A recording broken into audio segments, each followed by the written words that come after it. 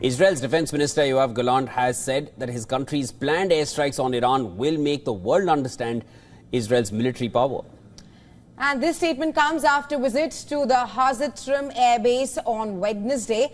Gallant told the Air Force crew that after striking in Iran, the world will understand Israel's might and its enemies will also learn a lesson, making it extremely clear that Israel still intended to strike back in response to Iran's October 1st missile attack.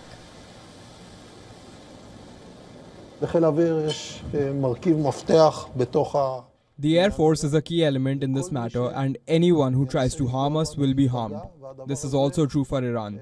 After we attack in Iran, they will understand both in Israel and in other places what your preparation process includes, and the arrangements and your readiness.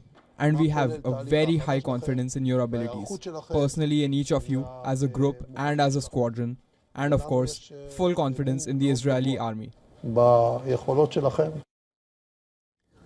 Israel unleashed a wave of airstrikes on Hezbollah's southern Beirut stronghold on Wednesday night. And according to Lebanese state media, 6 buildings were leveled in at least 17 Israeli raids, marking one of the most brutal nights in Beirut's southern suburbs since the war erupted on the 23rd of September. Footage showed explosions in the embattled area after the Israeli army issued evacuation warning for the area where Hezbollah holds sway. Lebanon's health ministry says an Israeli airstrike targeting an office belonging to a Beirut-based TV station killed 1 person, while 5 other people, including a child, were wounded. TV channel Al Mayadan, which is politically allied with Hezbollah, said its office on the outskirts of Beirut's southern suburbs was also targeted.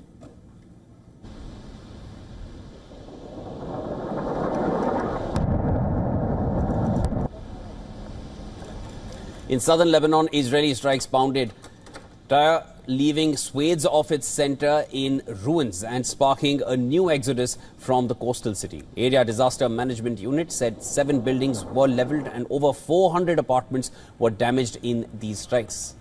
On the other hand, Hezbollah said it struck a military manufacturing firm in the Tel Aviv suburbs with rockets, claiming that the hit was accurate.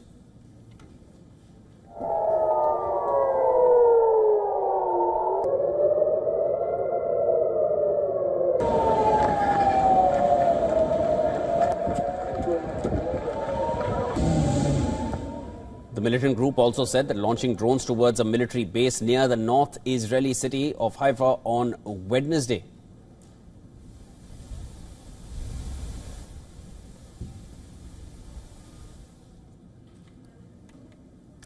Hezbollah claimed its fighters killed more than 70 Israeli soldiers in its clashes with the Israeli forces, while Israel said it lost around 20 soldiers inside Lebanon since its ground operations began, and around 30 more in Hezbollah attacks on northern Israel.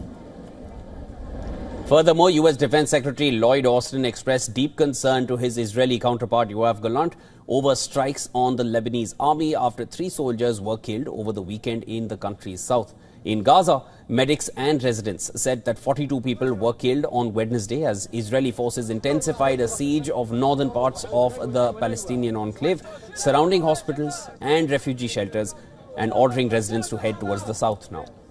Meanwhile, U.S. Secretary of State Antony Blinken, before traveling from Israel to Saudi Arabia on Wednesday, said that it is absolutely essential that humanitarian aid gets to the people who need it in Gaza.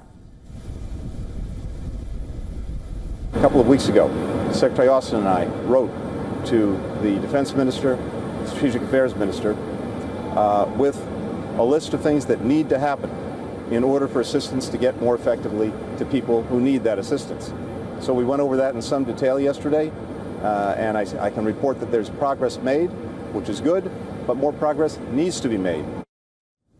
And well, for more on this, our correspondent Susan Tehrani brings you more details from New York. Take a look. The Biden administration is exploring alternative solutions to the Gaza conflict as Antony Blinken continues his 11th trip to the region. Secretary of State Antony Blinken discussed these alternative options with families of hostages, including a brief pause in the Gaza conflict in exchange for several hostages. Now, this is an approach that differs from that comprehensive ceasefire plan proposal that was put forth months ago and the one that Hamas rejected. Israel and Egypt are now in discussions for a shorter ceasefire, about 1.5 weeks, hoping to release some of the 101 remaining hostages.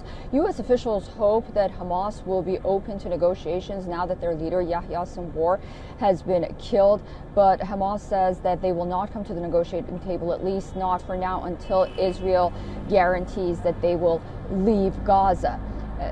Many analysts believe that this brief pause in the fight in Gaza will also help humanitarian efforts, which in turn may help the negotiations. Susan Tehrani reporting from New York for WION World this one.